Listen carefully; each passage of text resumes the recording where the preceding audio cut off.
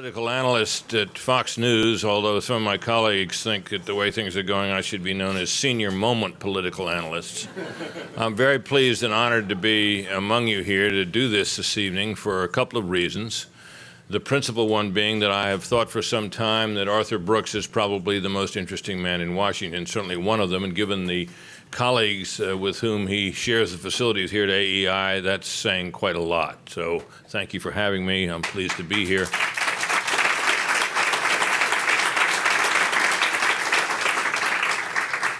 My wife asked me as I was headed out the door where I was going tonight, and I said I was headed downtown to try to have a meeting with a former French horn player whom I hope would give me some diet tips.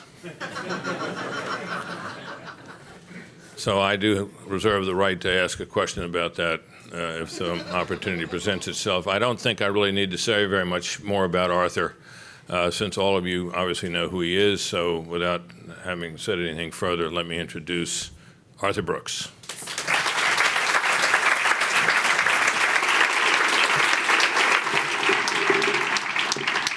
Thank you, Britt.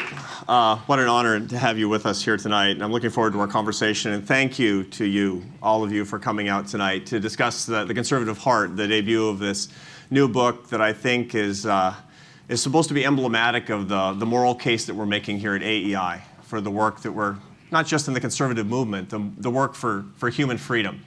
I'm humbled to see so many of you here tonight, and I have so many thanks that I'll sort of intersperse throughout my remarks this evening. Notably, the people who helped me with the book, Mark Thiessen, who's here, Andy Quinn, who's here as well, my colleagues at AEI, Adam Bello, my fantastic editor. He's the most storied editor of serious conservative nonfiction, responsible for more New York Times bestsellers than any other editor that I know in the conservative movement. And with a little luck, it will include the book I'm talking about here tonight. Who knows? Judy Maka-Stecker, who runs our media and is responsible with her team for getting the word out about this book as well. So thank you to all of you, and thank you for coming tonight. I want to give you a few remarks about why I wrote the book before we get into the main content with Britt a little bit later. This is a book about purpose. About the purpose of our work. And this is something I feel really deeply about. Here in Washington, where the day-to-day politics get in the way of everything.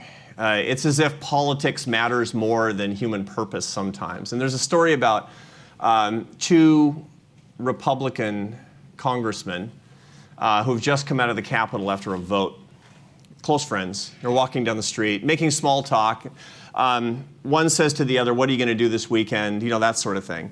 And without looking where they're going, they wind up walking right in front of the headquarters of the Democratic National Committee. So, the heart of darkness to these guys, right? And they notice there's a sign in the front window. And the sign says, "Become a Democrat today. Earn $1,000. And one turns to the other and he says, "You don't think they're that desperate, do you? They're not paying people to join the Democratic Party." His friend says, "I don't know." So he says, "I'll tell you what, go in and pretend you want to join and see what happens." So he says, "Fine, I'll do it." He goes in and his friend is waiting for him outside for 10 minutes and turns into 15 minutes. And after an hour and a half, he's still waiting there till finally his friend comes out. So he goes running up to him and says, "So what happened?" And his friend says, "Well, I joined." And he says, "What do you mean you joined?" He says, "Yeah, I'm a Democrat now. A liberal Democrat." He said, "They made some very compelling points about economics and foreign policy and social policy, so yeah, I'm a Democrat." He said, wow, no kidding, huh? "Did they give you the $1,000? And his new liberal Democrat friend looks at him with pity and says, "Is that all you people care about?"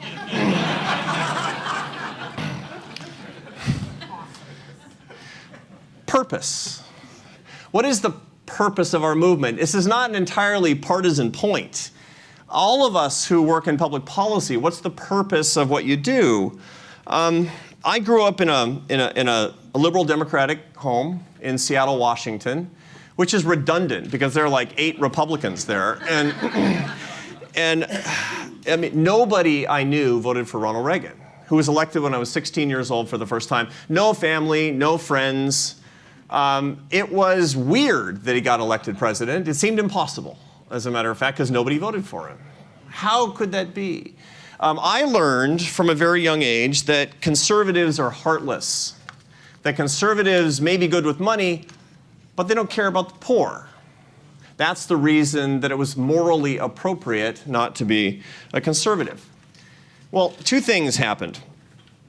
The first was that I immigrated to my own country, and therein lies a story. I'm not going to give you all the details, but I don't mean I left Seattle and went to America, although the same could be said of leaving Washington and going to America, by the way. It went more or less like this. When I was 19, I dropped out of college. Dropped out, kicked out, splitting hairs.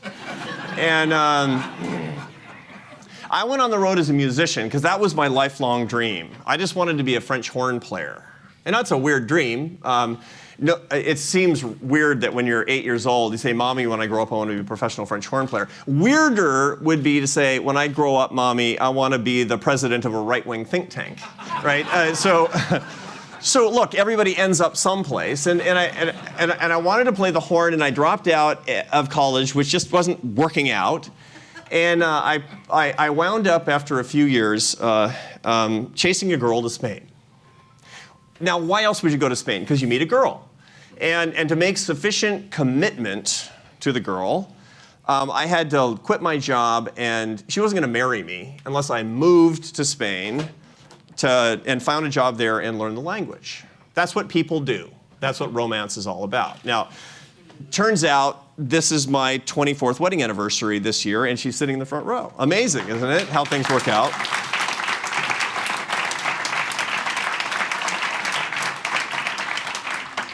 The bad news is that we have 3 teenagers.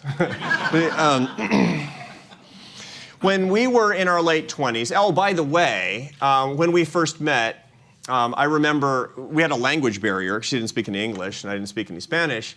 Yeah, but I got across the point. It was kind of a confession. I had to confess I never finished college. And she starts laughing. And I said, why are you laughing at me? Why are you mocking me? And she said, because I dropped out of high school. And so why is that relevant? Because when we moved back to the States, when we were in our late 20s, so I could go to college, so I could study a little bit and change my life. I was playing in the Barcelona Symphony in those days, but I wanted to do something different. We knew we were going to have trouble with money. And we knew that my wife, Esther, was going to have to work. Now, this is tricky, right? Her English wasn't great. She didn't have a high school diploma. Her job skills amounted mostly to singing in a rock band, which turns out there's not a huge market for that, at least one that pays very well. We didn't know how it was going to go, but we needed the money. When we got to the States, when we moved to America, she had 4 job offers in her first month. And she said something to me that was in retrospect, the most conservative thing that anybody had ever said, which was, this is the greatest country in the world for people who want to work. Now, these weren't CEO jobs. These were all minimum wage jobs. And she worked a minimum wage job for 3 years while I was in school, and we needed the money. We really needed the money, and it helped us get onto our feet. But that got me thinking a little bit about the preconceived notions I had about dead-end jobs, and the preconceived notions I had about the minimum wage and whether or not somebody's taking advantage of somebody else. It just made me question my assumptions. The second thing I learned during that time was this. When I went back to school, the most important class I took, believe it or not, was economics. I know you know it's important, but it was important to me personally because of what it taught me morally. Because I had this question in my head. I've had it since I was a kid. What makes the conditions so people can stop being poor? As a kid, and some of you have had the same experience that I did, you remember the first time you saw this true grinding poverty. It was the picture in the National Geographic of a kid in sub-Saharan Africa with flies on his face and a distended belly who was going to perish. What could actually save that kid? Here's what I learned when I finally studied some economics about that kid, or not exactly, but about people who were that poor as a child.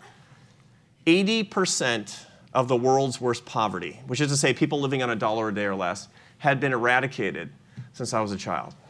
There was an 80% reduction in starvation level poverty from the time that I was 6 or 7 years old and by the time I was 30.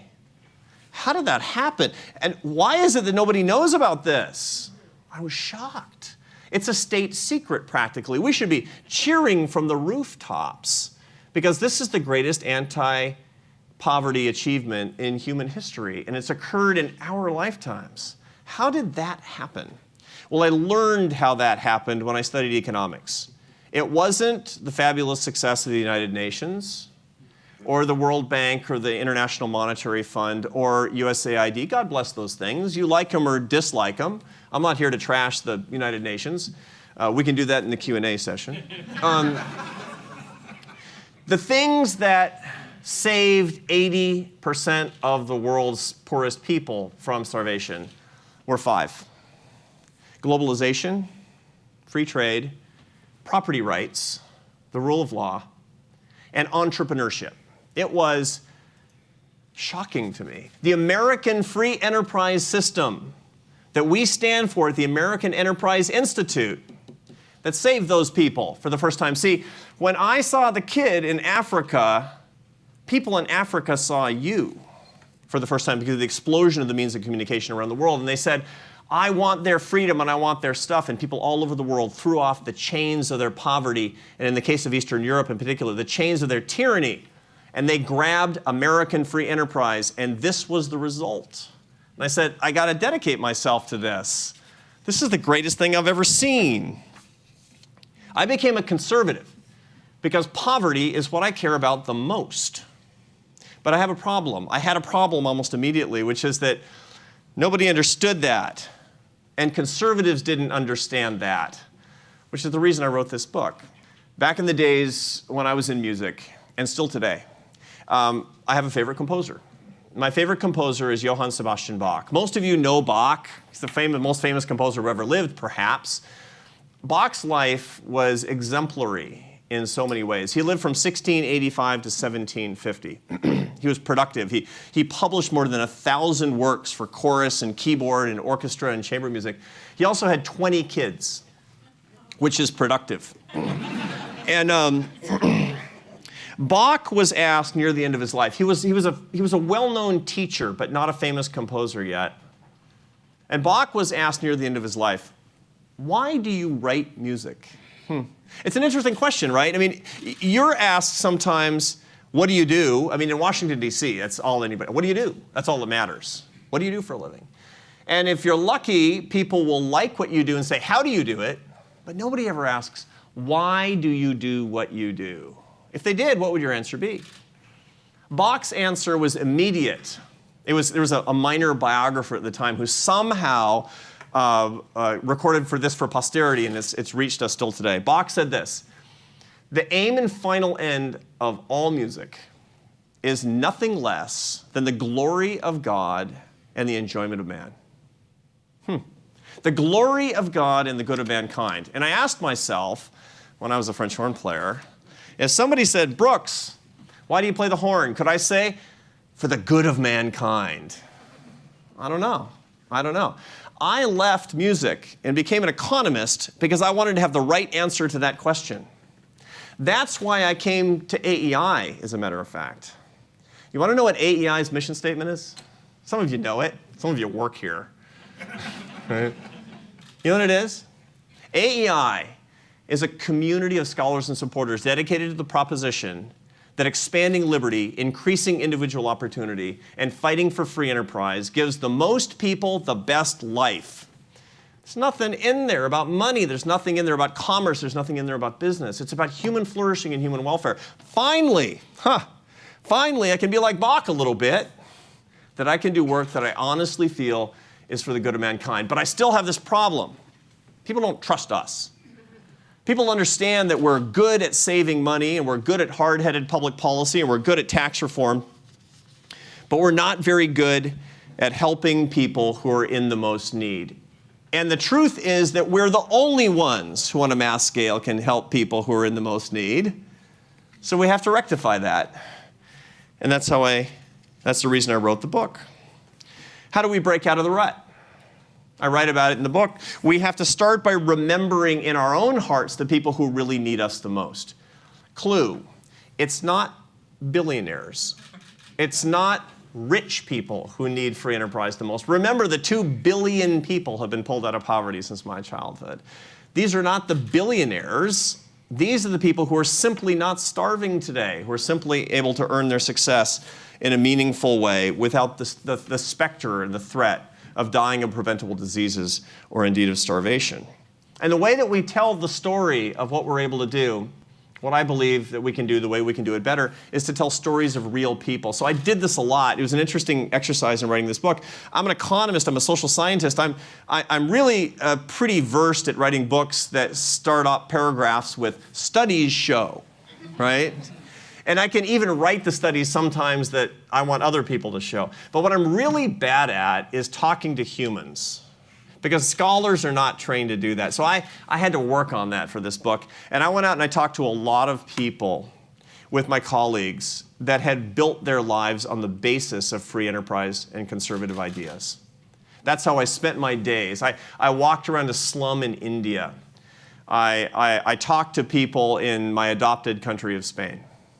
And one of the places that I spent a whole bunch of time is a wonderful program in New York City. It's called the Doe Fund. The Doe Fund is extraordinary because of its attitude about what makes people work. So the Doe Fund was started by George and Harriet McDonald, and Harriet is with us here tonight. The Doe Fund has an incredible ideology behind it, which is basically this. See, most homeless shelters treat people, poor people, people left behind as liabilities to manage. The Doe Fund sees people as assets to develop. How does that change the whole game? Now think about it, right? I mean, it's very easy when you're in government social welfare programs to treat people as assets to, as liabilities to manage. And the Doe Fund specializes in helping people who are considered to be the greatest outcasts in our society. Imagine men who've been in prison and are now homeless. You know, it's relatively easy to dedicate yourself to loving the unloved. It's really hard to dedicate yourself to loving the unlovable. But that's the real commandment, isn't it? To love the unlovable. That's what the Doe Fund does. Specializes in the hardest cases and says, these guys are assets to develop. Imagine, it's radical stuff. And they've helped tens of thousands of men to build their lives. And they, in my association with the Doe Fund, have taught me lessons that I try to record in this book, and I want to tell you one. A week after he entered the program, I met a man named Richard Norat. Richard Norat had been in prison for 18 years. He had been in prison since he was a teenager. He'd never had a job. He'd never had an apartment. He never drove a car. He never had a cell phone. He's like a kid, but he was in his late 30s when I met him. He was a week in. I said, how do you think it's going to go? He says, I don't know, but I'm dedicated to giving it a try. My colleagues and I, Mark Thiessen, we saw him a year later after going through the Doe Fund's intensive work-oriented program to develop himself, seeing him as a dormant asset to be enlivened. He had gotten his first apartment. He had a job. He was working as an exterminator. And I asked him, are you happy? This was a lesson that I learned about how we need to talk about our values. I said, are you happy, Richard? He says, oh, you want to know if I'm happy? And he pulled out his iPhone. And I'm thinking, I love my iPhone, but it's not a source of happiness, right? And he said, no. I want you to see something. He pulled out his email, and it was an email from his boss. And the email said, I need you now, emergency bed bug job, East 65th Street. And I said, so? He said, you don't understand. He needs me now. It's the first time in my life that somebody has needed me now. That, my friends, is our secret. Is not to see people as liabilities to manage, but to see people as assets to develop. That is the core of the conservative movement. Each one of us is a child of God. Each one of us has the ability to actually bring to life the kind of dignity that comes from the sanctification of our ordinary work. Richard taught me that, and it's in the book. And there's so many millions of Richards in our country today that we're not taking seriously and that we're not treating right. Since January of 2009, the number of Americans that are on food stamps has increased from 32 million to 48 million. A 50% increase, 1 in 6 of people who are so poor that they have to rely on their government in the greatest country in the history of the world for food. Imagine this. We treat them like moochers and takers.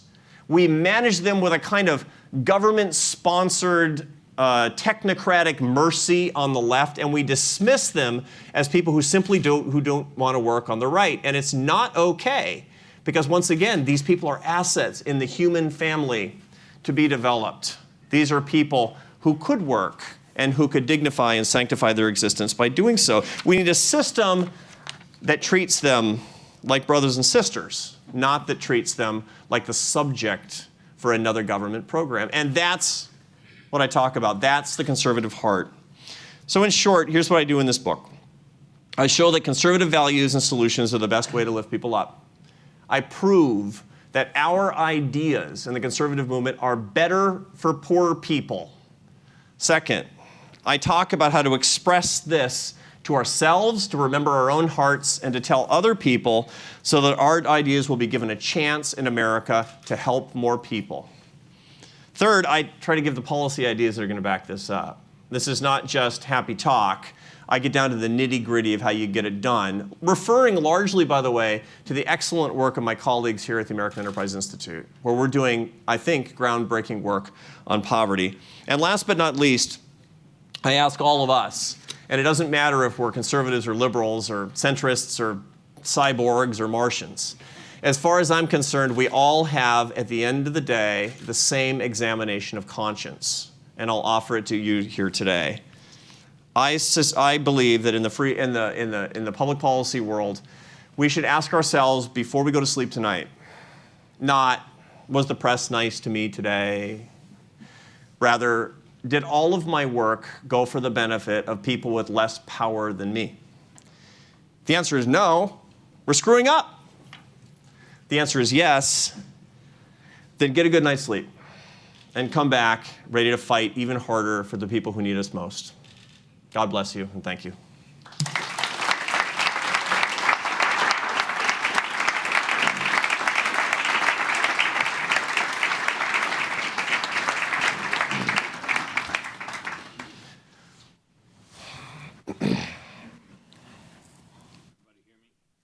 Anybody hear me? Yeah. There we go. Yeah. You want to address that for me? Thank you. For the benefit of those of you, those of you who haven't read the book, it does everything that Arthur suggests he attempted to do, and does it very well indeed, and it isn't even long. All around us, Arthur, we see evidence of the failure of liberal governance. We see it in Athens. We see it in Detroit. We see it in Baltimore. And now we see it also in San Juan, Puerto Rico. And yet the people who live in those places continue to elect liberals to govern them. Why is this? People don't know we care about them. When you look at the 2012 presidential election, you don't need to look at very much data to understand why Mitt Romney lost.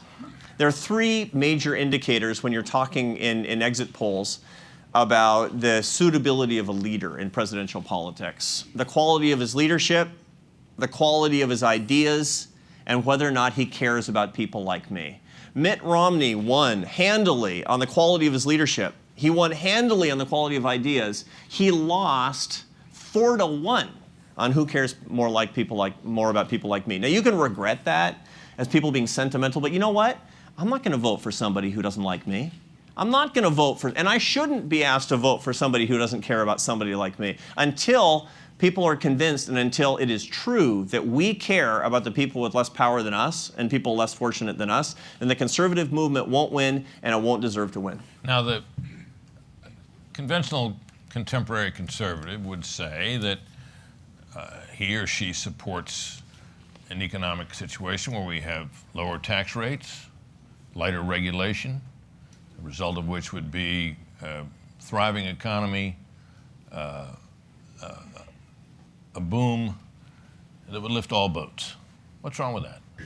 There's nothing wrong with that unless we're not doing it for the right reason. The why is more important than the what. The product is less important than the purpose for the product. People simply won't trust the motive behind what we're doing. They look. It's very clear that people believe that Republicans and conservatives have better policy ideas, particularly on economic policy. Over the years, it will go up and down. But just as a general matter of public polling principle, people trust conservatives more to take care of the economy and to do these things than they do liberals. But that doesn't mean they're still going to vote for them. Again, it's a question of why we want these things. Why do we want a better functioning economy? Why do we want a GDP boom? Is it so we can give tax breaks to billionaires? That's boring. That's not useful. That's not highly moral. And it's not fulfilling our greatest aspiration for the kind of society that we want. We have to want these things for the right reason, not just as conservatives, but as citizens. And when we do, then people will choose better policy. But Arthur, you don't ever hear a conservative politician argue that we ought to have lower tax rates and lighter regulation because it'll make rich people richer. That's not how they argue the point. But when you ask them, when you ask many conservative policymakers why they're against the minimum wage, what do they say? Because it's bad for business. They say it kills jobs. They typically don't talk about the poorest person. They get the small business owner who is trotted out and says, I'm going to have to eliminate some jobs, but they look sympathetic to the business owner. They actually don't look sympathetic to the 500,000 people who are the most vulnerable members of our society that will have their jobs destroyed if we increase the minimum wages President Obama wants up to $10 an hour. And even if we do, it always seems a little disingenuous. So how do you address that issue? What's the smart way to resist an increase in the minimum wage and seem like somebody who's deeply concerned about its potential victims? This is something I address in the book. There's a chapter in the book, and you'll forgive the title. It's tacky for the chapter, but it's trying to draw people in. It's called The 7 Habits of Highly Effective Conservatives. How to talk so that people will listen. And one of the things that we talk about is a basic algorithm we've shared with our friends in Congress. We've invested a tremendous amount in communications here at AEI. And our friends in Congress will spend time at AEI and we will talk about better communications techniques, how to get hard ideas across. If you're a liberal, the minimum wage is an easy thing to argue. You can do demagogic nonsense, but like, it's time to give America a raise, right? It doesn't really mean anything exactly. It should be, it's time to give upper middle class people's teenage kids a raise while destroying the jobs of the people who are most vulnerable in society. That's really what's going on. Yet it's easy to argue for it on the liberal side. It's harder on the conservative side, and so here's how you do it. Number one, a statement of moral purpose. Everything has to start with a statement of moral purpose. I believe in America, if you work hard and play by the rules, you deserve to earn a living and to be able to support your family. The problem with the minimum wage is if you don't have a strong education and you're at the bottom of the income distribution, your job is likely to be destroyed, so it's an ineffective policy. Number three, I have a better way to get it done. I have a policy that will actually make work pay, and we have a lot of policies. There are policies in the book. The Earned Income Tax Credit, which sounds really esoteric, it's simple. It basically tops up people's wages without pricing them out of the market. We talk about how you get it done in the book, and it's a smart policy, and Democrats and Republicans should get behind it. Number one, I care about people enough to want their work to pay. 2, the minimum wage destroys their jobs. So 3, I have a real solution. It's trickier than just saying, let's give America a raise, but it actually works. Now, you talk in the book at some length about the Tea Party movement and how it developed, and you're quite positive about it and about the force of it and the effect of it. I must say to you, as someone who is active on Twitter and has a number of Tea Party followers on Twitter, that's not how they're talking about the issues. Yeah. The Tea Party people seem basically these days to be devoted to the proposition that John Boehner and Mitch McConnell and Jeb Bush and people like me are the problem. What went wrong? We did the whole framing of the question. I mean,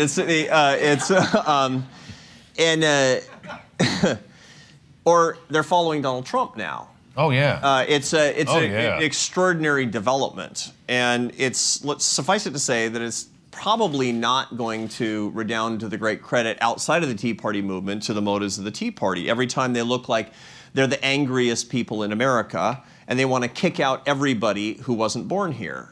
That's a huge problem for a lot of reasons. Mathematically, the biggest problem is that conservatives are not going to win until they have more people who vote for them. See, I have a degree in this, right? And the way you get people to do that is to bring more people into your movement so that they want to vote for you. See, it all kind of logically comes together in the end. And that means you have to not alienate people so that people want to go away from you. You want people to come toward you. Okay, that's simple. Now, why is it that that's not getting across? And the answer is that there's a tremendous amount of anger that doesn't seem for people in elite positions to be given proper voice. It's, when you look at, I mean, it's extraordinary. We have an immigration system that's not just lawless, it's chaotic in this country. We seem like we're really content to have an economy that subjugates and exploits people who are illegal, who are here illegally, paying them below minimum wage. And at the same time, nobody's serious about actually trying to get in more high-skilled immigrants. It's like nobody's serious. And so the result is people get very exercised about that. And anybody who actually talks about it a little bit and shares their outrage will attract their attention and maybe even get their vote. Well, that's it. But that issue has come to the forefront, not least because of Donald Trump's emphasis on it. But other politicians have been able to ride that same wave. And Marco Rubio and others have tried to bring about sensible immigration reform. Right. And they were forced to abandon their initial positions, every one of them. And the official position now of the Republican Party on this issue is that border security, whatever it takes, fully done and absolutely certified, must come before anything else. Now, can you think of a rhetorical way around all that? Somebody who runs a business knows that a grand bargain, which is what people often talk about in immigration, a grand bargain is the way to go. So I'll just do all the stuff and just do it all at once, and either it's really conservative or it's kind of liberal. No person in business ever wants to do a grand bargain. Business actually goes forward incrementally, and that's the way that it has to go in immigration as well. We have to decide what the most important and politically feasible things to do in immigration are. The first is liberalizing H-1B visa reform, which is to say get more high-skilled immigrants, which liberals and Republicans, except the most extreme Republicans, want, and then to talk about a guest worker program, which most people want, and then to talk about how to verify employment, et cetera, and to stage it over the next 5 years as opposed to killing it over and over again. Do you really believe that you can start with anything other than border security within the framework of the Republican Party and have it go anywhere right now? I think you could start with high-skilled immigrants coming to fulfill the need for engineers in the United States. And actually, is it going to be tremendously popular? No, but it won't be a death sentence. It won't stimulate immediately the protest movement that effectively is the Tea Party. And this addresses the concern that you, or the question that you had a minute ago. The Tea Party, the problem that it has right now in America, and I am very positive on it because I share a lot of the protest sentiments that the Tea Party had over the gross mismanagement of government and overspending. But for it to have political legs, it has to become a social movement, effectively. And that requires a pivot from fighting against things to fighting for people. That's really what has to happen, and it hasn't made that transition yet. Yeah, well, it raises a good question. How do you deal with this issue of a bloated government, extraordinary waste, social welfare programs that are destined for bankruptcy in a way that's positive? The way that you fight, the way that any government program you cope with that you don't particularly like is not by fighting against the government program, but fighting for the people that are going to be hurt by the particular set of negative public policies. So one of the greatest mistakes that the conservative movement makes is fighting against Obamacare.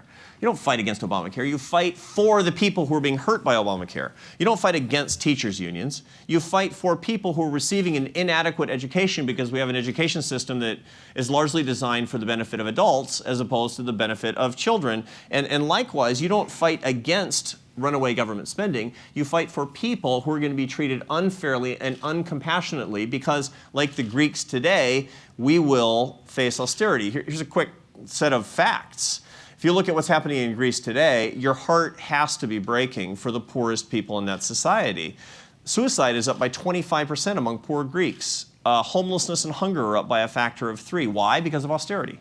Why is there austerity? Because of insolvency. Why is there insolvency? Because of the ruinous entitlement spending for many years of the Greek government. If you love the poor, you must fight for them, and the only way you can do it is with fiscally conservative policies, but you're not going to get it done as long as you're fighting against government spending. You have to be fighting for the people that you're trying to protect. Which brings us to this whole question of austerity. It appears now that what the Greek parliament, I guess, has now voted for is a new program of further austerity. Right. Is that, in your judgment, destined to fail? Yes, it is destined to fail. I think that if Des Lockman, who's our scholar on this right now, if you read his work, he thinks that within 18 months they're going to be in exactly the same place as they were before. They'll pretend to be doing the new austerity measures.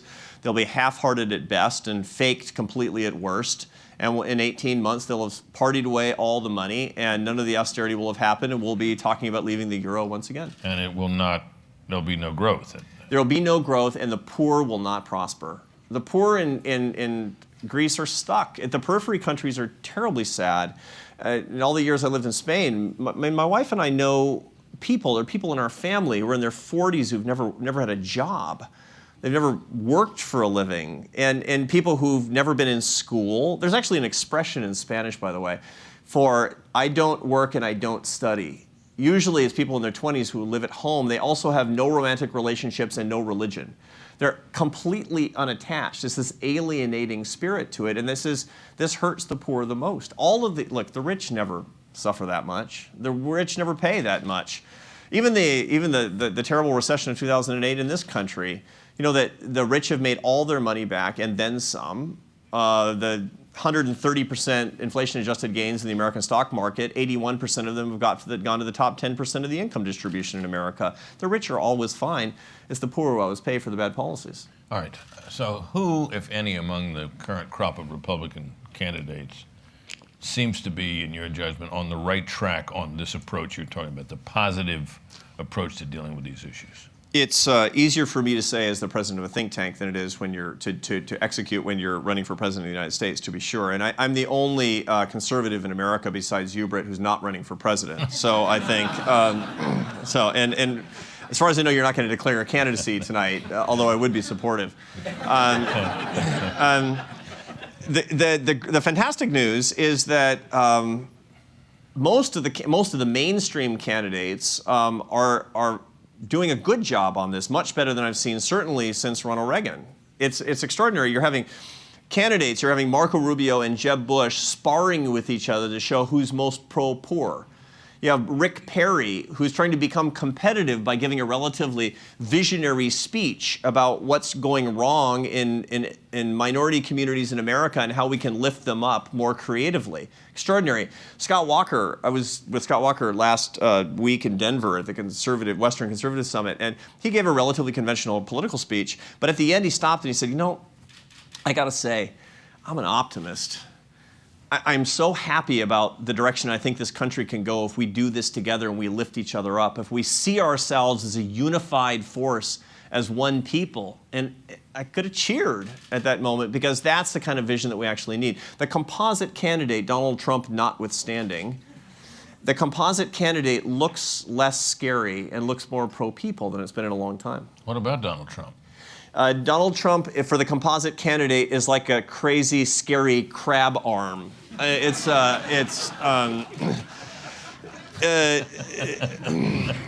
let that sink in. Just that vision of that.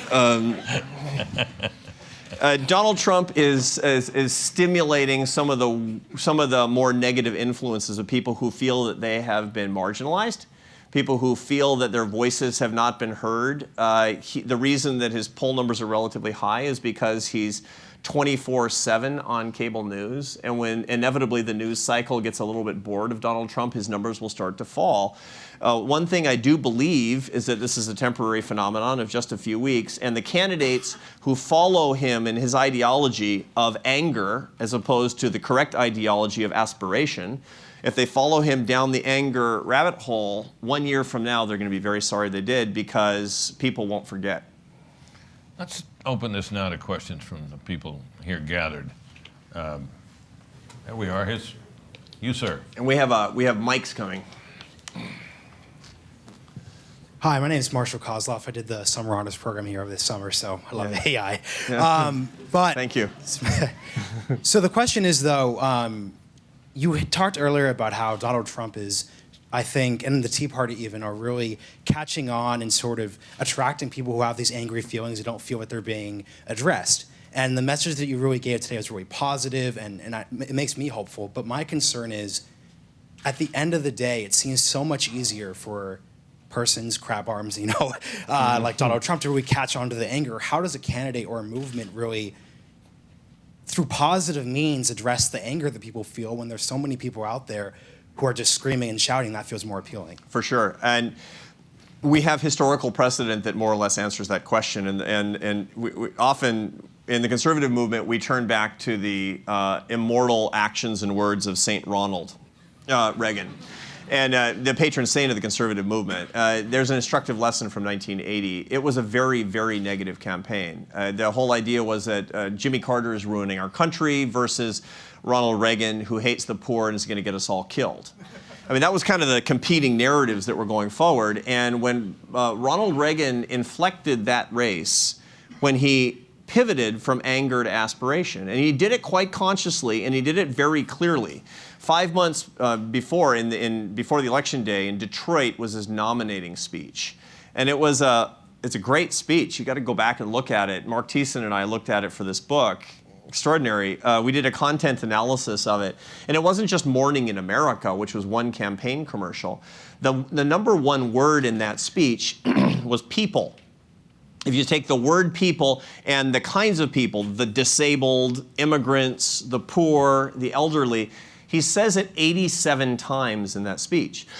His aspiration for believing in people, the optimism that came through of his belief in the American people, fighting for the American people as opposed to fighting against things, pivoted the anger of American conservatives and people who felt they were being left behind to the aspiration of what we could do together. It takes a visionary person. It takes somebody with certain rhetorical skill, but we know in point of fact it can be done. Anger can be transmuted into aspiration. Yes, ma'am. Wait for the mic. Hi, my name is Barbara Dello. I realize there's a tremendous benefit to those who work in the social service industry to keep a dependent class. Basically, their jobs depend on it. How do you break this cycle? And also, can we be compassionate and stay within the no new taxes slogan? Now, the basic question is, how do we break out of the paradigm of social services in which those who are dependent on the government are creating a means of employment for those who provide those services, and it looks an awful lot like a vicious cycle. And in point of fact, it is a vicious cycle, but I'm not of the view that those who provide social services to the poor want more poor people. I understand that there is, in a very real way, the market for problems is the source of prosperity for all of us. If we solved our free enterprise problems, I'd be out of a job, frankly. And that would be great. I would be delighted to say, we're finished with that. And so I know that there's some people like that, but I don't think that most of them think that way. I think that most people who serve the poor, they love the poor. They want to help the poor. And if they found a better way, they might actually have a little bit of openness. And more importantly, the people who are watching our solutions for a better way, they would have a lot more openness to our set of ideas. So we need to put forth our solutions and believe in our solutions for lifting people up, particularly those who are unemployed and those who are in really terrible circumstances. So that's actually how I would suggest it. That's what I think we need to do. In the back with the sunglasses. Thank you. Rick from 53% Government Cost Crisis blog. There's just so much information that's just not getting to the public, either on the commercial channels or C-SPAN. I would say the main reason why we have so much anger is because people actually believe that the wealthy are not paying their fair share. But the CBO data completely contradicted that. Anyone can Google CBO distribution of taxes and see that for themselves. We also have this wonderful idea, for example, on regarding election reform of ranked choice voting, which would obliterate the two-party system. So how do you, I mean, I guess the questions are on media.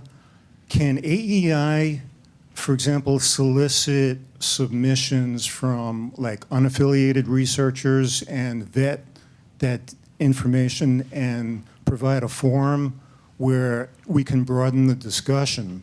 And as far as Fox, would you guys consider, or maybe it would be on even a different channel, maybe you could just advise on this. I think if we had like 1 hour per week of like really solid information, that would turn a lot of people around. Thank you for that. I appreciate it, and I appreciate the suggestions, and especially on the relationship between AEI and Fox. Britt and I will maybe discuss that later.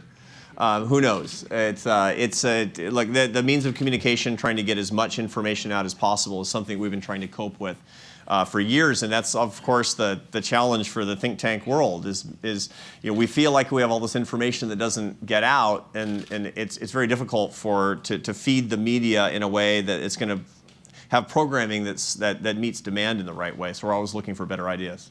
And just let me add a point from the perspective of a news channel, is we are to some extent, because of our mission,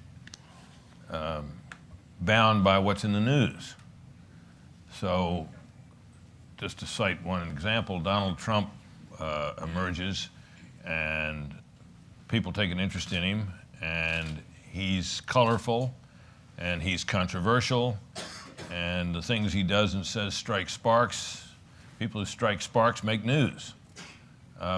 We couldn't stop covering him if we wanted to. So there is, as you suggest, a considerable body of relevant information relating to the very subjects you talk about. And you'll hear these statements made in the course of political discourse about rich not paying their fair share and all the rest of it. We can't succeed if we convene a seminar upon hearing such declarations and let the experts come forward and explain all that. I guarantee you that the audience would not be there for that. So it would be hard for us to succeed if we were, it's a nice idea to have an hour a week of pure data that might fight the conventional wisdom of the moment, but it would require somebody with far more skills than I've ever possessed to attract an audience for that, I'm afraid. We write books, by the way, because we want to get our ideas out in a compelling way. I mean, that's what the purpose of the book that we're talking about here tonight and the work of all my colleagues is, and the reason we have a big communications staff to help us to be the tip of the spear into the public zeitgeist. Yes, sir. Straight ahead, straight in the back. Dr. Brooks, George Pendleton. About 20 years ago, 100 feet from here, Margaret Thatcher addressed a gathering. I don't know if anyone in this room was there. But she said if she had to sum up the conservative movement, she would call it sound but unimaginative. And here we are 20 years later, and when we see Mr. Trump running first in the polls, people may think because he's rich, that's why he's there, but Donald Trump is the only one of 16 people who sold something that's been purchased other than a vote. So he has a brand. And my question to you is, since Barack Obama won in 2008, up to now, 2015, how would you assess the conservative brand? Not ideas, not elections. How would you assess the conservative brand matched up against the liberal brand appeal? And I'm optimistic about your arrival here at AEI, but you're playing the French horn is more appealing in terms of something fresh and imaginative into the brand than the battery of ideas that will hit the airwaves and sort of run into friction with those competitive on the liberal side. I'd be interested in what your thoughts are on lifting the brand. Sure. Thank you for that. The disappointment of the last 10 years, as far as I'm concerned politically, is not, even as a conservative, it's not that Barack Obama was elected president of the United States. It's that he campaigned on unity and optimism, but he's governed on pessimism and division. What that has done effectively is that has defined the conservative brand. Why? Because there's a lot of studies on this in the management literature. You can govern a company on pessimism and division. Absolutely possible. What that will do is it will spawn a pessimistic opposition, a divisive opposition. That's what's happened. The Republican, the conservative brand has largely been defined in opposition to Barack Obama and in a mirror of Barack Obama's pessimism and division. That's the problem that we have right now. And the solution to that, to lift it up, is for somebody to break out of that. It's kind of a prisoner's dilemma. It's a suboptimal equilibrium of competing pessimisms in Washington, D.C. right now. How do you break out of that, by the way? You break out of that because a person determines that optimism and unity can actually win. It can win. And why do people, are they so frustrated about Washington? Most people are not very ideological, not horribly over-the-top ideological. People in Washington, D.C., we think that everybody knows what's going on in politics, everybody understands more or less how the government works, and we all have strong opinions about it. Most Americans don't. They're going to soccer practices and choir rehearsals and trying to get food on the table, and God bless them, that they don't know who both their senators are. Low information voters, we call them pejoratively in the United States. And what do they see? They see Washington that doesn't work, and they'll often hear that the solution to that is that we need more overlap between the parties or more agreement on policy. That's wrong. The problem is that we don't have a moral consensus in Washington, D.C., and the moral consensus should be more opportunity for those who need it. And then a policy competition of ideas that's really vigorous on either side that is based fundamentally on optimism. We can get to that new, better equilibrium, and we can only get it from new right candidates who try to improve the brand by doing the mirror opposite of what we're doing right now. Pessimism and division, no, that's simply mimicking Barack Obama. Yes, ma'am, go ahead. Hold on, let the mic come to you. I can make myself heard without it. No. Thank you. You hit on something when you were talking about Ronald Reagan's speech when he talked about people. One of the ways that we are going to win this fight, first of all, well, let me stop for just a second and tell you, if I can do it without getting teary, how thrilled I am that you have written this book and that you are undertaking this conversation. But we need to, instead of talking about the poor and the sick and the elderly and the disabled, we need to be talking about people who are poor, people who are disabled, people who are sick, people who need opportunity. If we can brand that word as the conservative word, to piggyback on what he's saying, if we can learn to talk about people, we will flat win this argument. Because we can turn the tide, because who do we care about? We care about people. If we start talking about how much we care about people, the policy ideas will start to flow and the competition will start. That said, let me lay out an issue that is facing people in need and people with disabilities by telling you a little story that happened to me not very long ago. When I had to leave work, I was put in the position of having to go on Social Security disability. And as I began to get healthier and I was able to go back to work, I had a woman meet me outside the temp office. And she said, "Are you looking for a job?" I said, "I am, do you know?" And I started to kind of give her my elevator pitch. She said, "I don't understand. Why are you looking for a job when the government will take care of you? Come with me. Let's go down to the DHS office. I will get you signed up for food stamps, et cetera, et cetera, et cetera." She's lucky I didn't bite her or that I didn't sick my dog on her, because it just it infuriated me. We have got to get past that narrative too. And I would love to know, what are your thoughts, what are your ideas about how we're going to get past that narrative? You have a good point about how we talk about particular people. And it's an interesting thing. You find that people who are biased against rich people talk about them as the rich. And so that's actually how we talk, how we express ourselves really matters a lot. I agree with that. How do we get past this idea that people who are in situations of disability should be maintained? Once again, it's a basic ideology that people are not liabilities to manage, they're assets to develop. That's actually what we need, and policies that make it true. Let me give you an example beyond disability. People often ask, what should be our position on welfare? Okay? I think there are three things that we should agree on. I got this from Robert Dorr, who runs our poverty programs here at AEI, so credit where it's due. We should, number one, recognize that we need a social safety net for the poor paid for by the government. It's one of the greatest achievements of the free enterprise system. It's a miracle. In the first time in human history, we have so much largesse provided by capitalism that we can help take care of people we don't even know. It's incredible. But that's number one, declare peace on the safety net. Two, only for the indigent. What wrecked Greece is that the safety net encompassed everybody. It became a social safety net for the rich and for the middle class and for working people and for poor people and everybody else in between. So number two is the social safety net only for the indigent. And number three is always with work. Work is an inviolable principle of the free enterprise movement and indeed of the conservative movement, sort of the human movement, as a matter of fact. And the whole idea that we should treat work as a punishment and not have work requirements for welfare is profoundly misguided. And the same thing goes for every social service program. We need it. I'm glad we have it. It's great. I'm grateful to the people who provide it, but only for people who truly need it. And three, always with work, because work is a blessed, sanctified thing. Let me interject a question. What about the means testing of the granddaddy of all the social safety net programs, Social Security?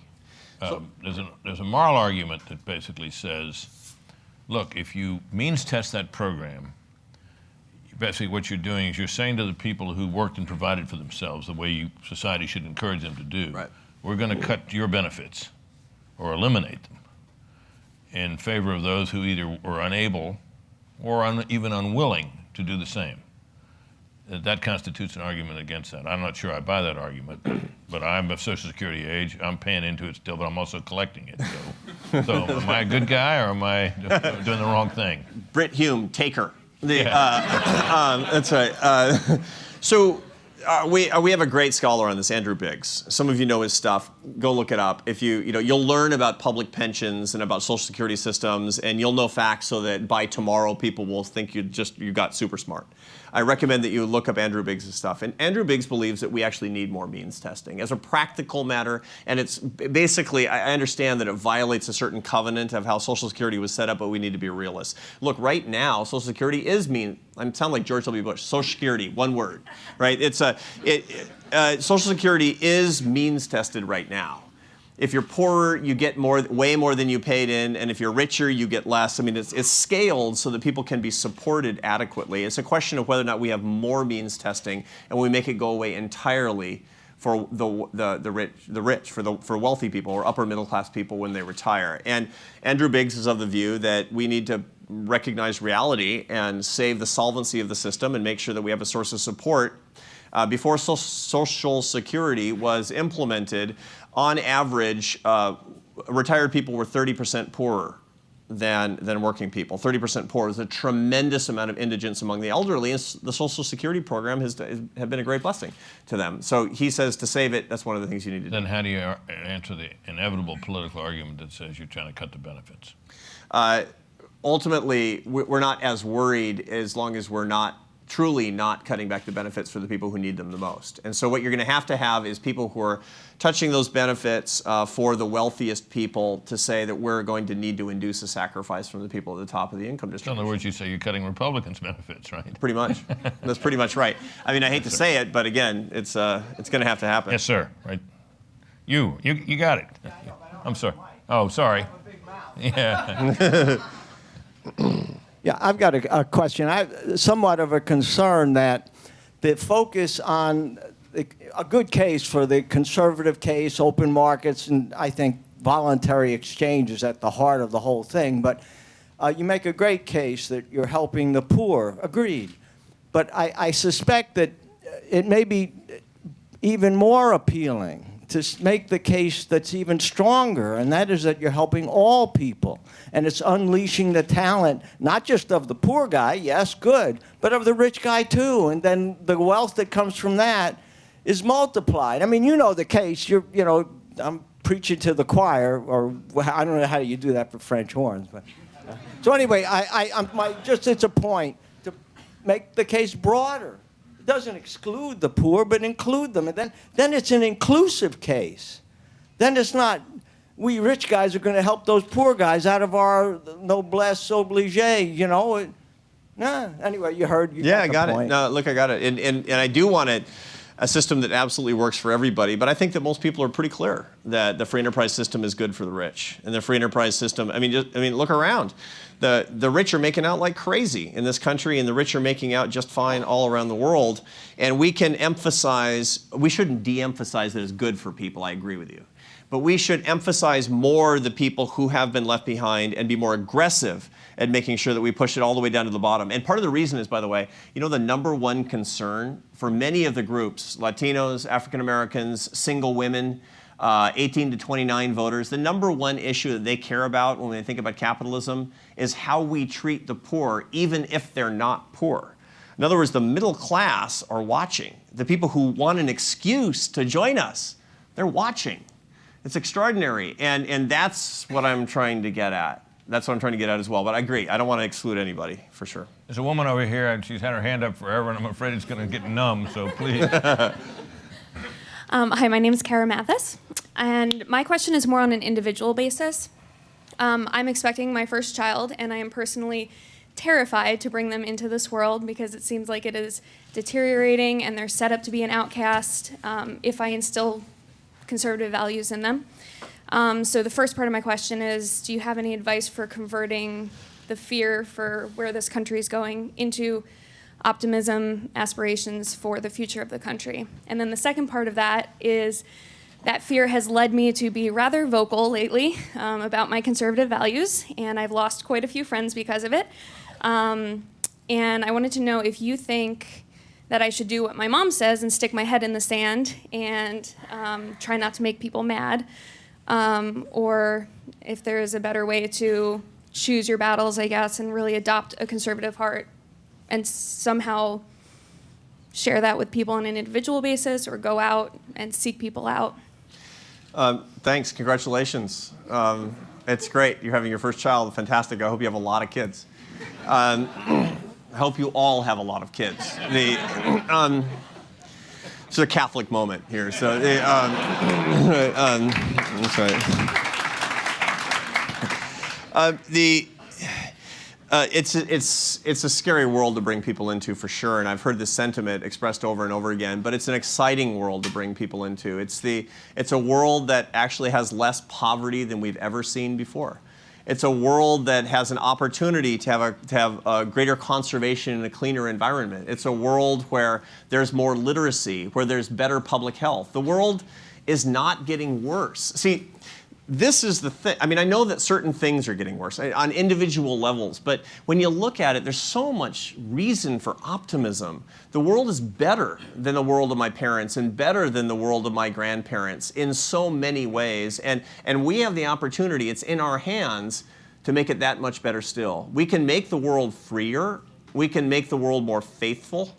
We can bring the people together by the witness of our own values, and that answers the second part of your question. Should you put your head in the sand? I don't recommend it. Will you lose friends? For sure. Imagine, you think, how many of my old friends from the music business talk to me now, I'm the president of AEI? It's, well, part of it is they don't know, because they don't really read papers or read words. So,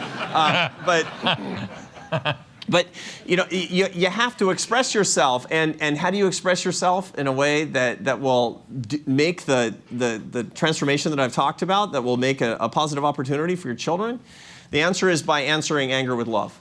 We have this opportunity to be joyful about this incredible opportunity and these values that we share, and to answer the anger of the world on our side and on the other side, no matter which side you're on, with the love that comes from our own convictions, which is the most exciting thing of all, and it makes Twitter an even less bad place. Yes, Thanks. sir. It's coming. It's coming. Right, it's right behind you, Right Leon. behind There's you. a There you mic. go. Thanks very much. Arthur, there are various theories as to why great revolutions succeed. But at bottom, when you look at it, ultimately, all great revolutions succeeded because they offer a more dignified, more moral vision. Whether they live up to it, it's a different story, but they persuade enough people. What you're describing here and what you're describing in your book is, to me, clearly a more moral, more dignified existence for many more people than we have today.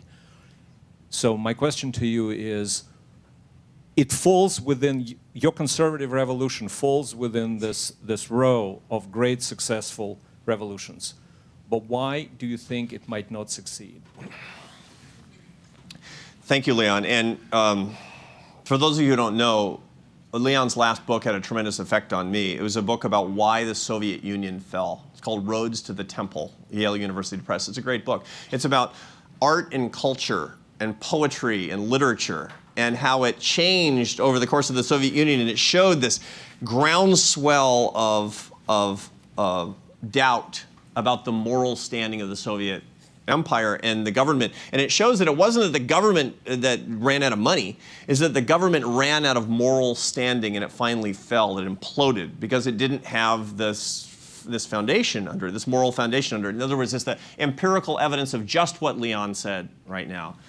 So we do have the possibility, we do have the ideas that can lead to a new moral future, I believe, and can really bring our country back and save our country. And it will come from the right, which is the most exciting thing of all, if you're on the right. What can actually hurt that is because we don't have the confidence of our convictions.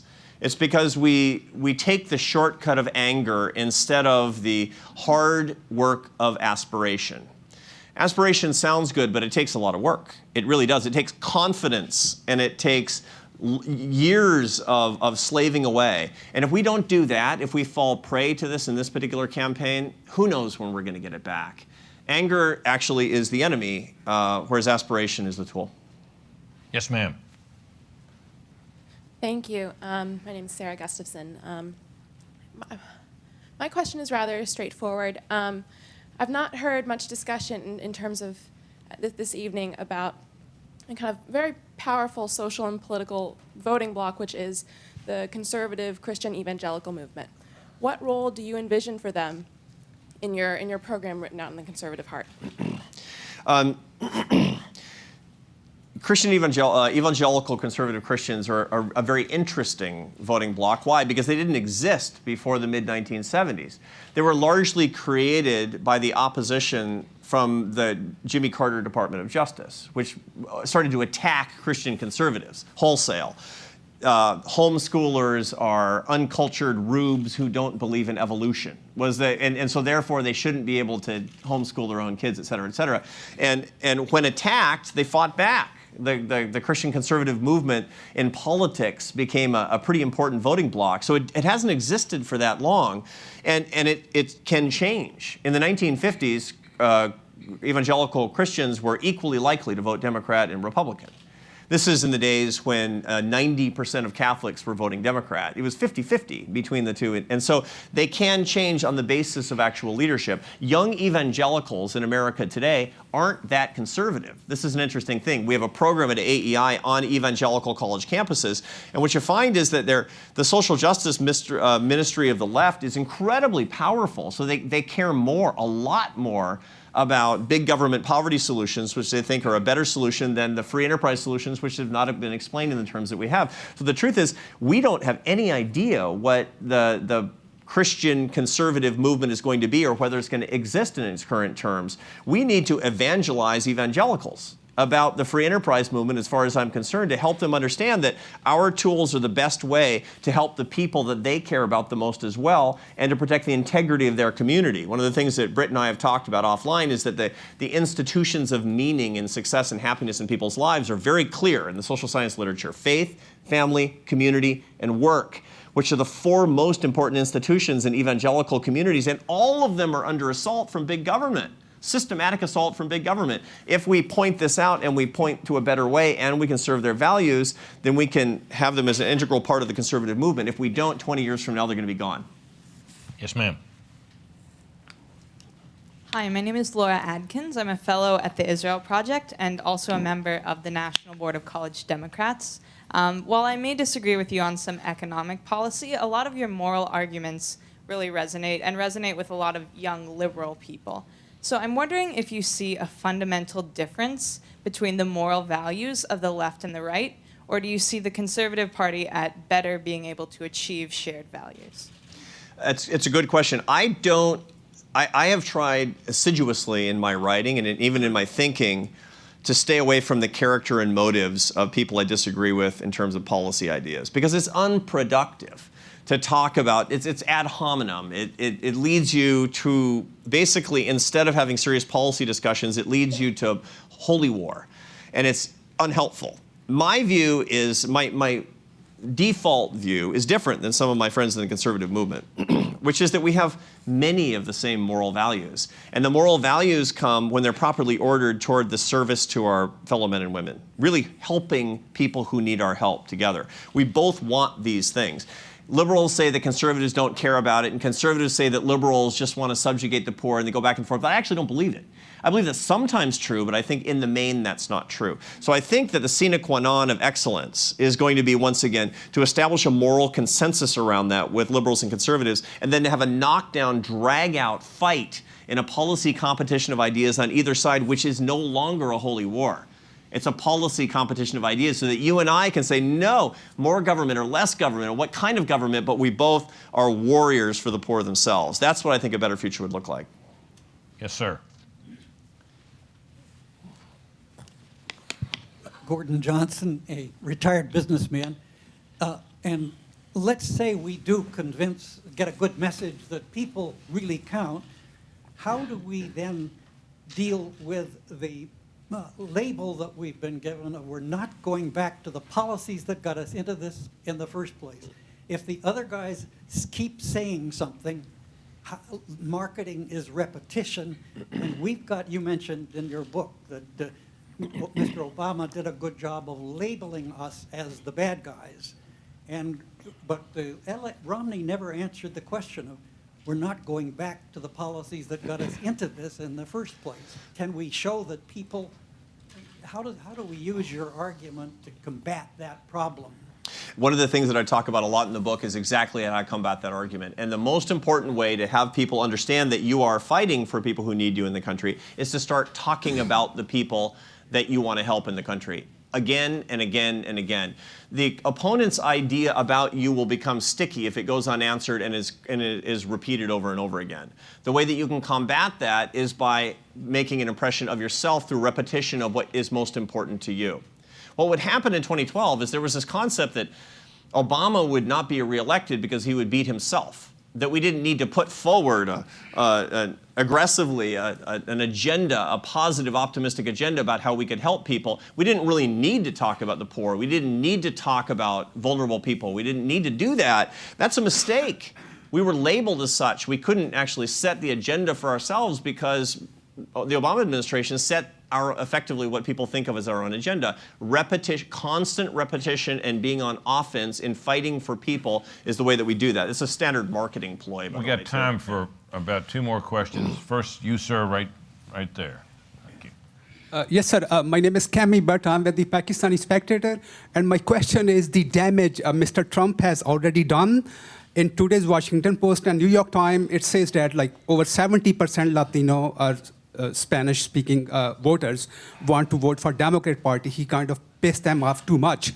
And same question is about Muslim. I'm a Muslim, and they are very, very conservative compared to even American Republican.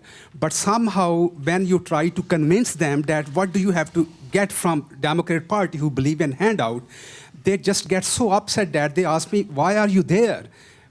Like somehow liberal media is able to frame Republican Party as a anti-Jews, anti-black, anti-poor, anti-immigrant, everything I mean, what's wrong with the media? It just Republicans are not good in making their good impression. Thanks. Thanks. And you just made the argument that can show the way forward for the conservatives in this country.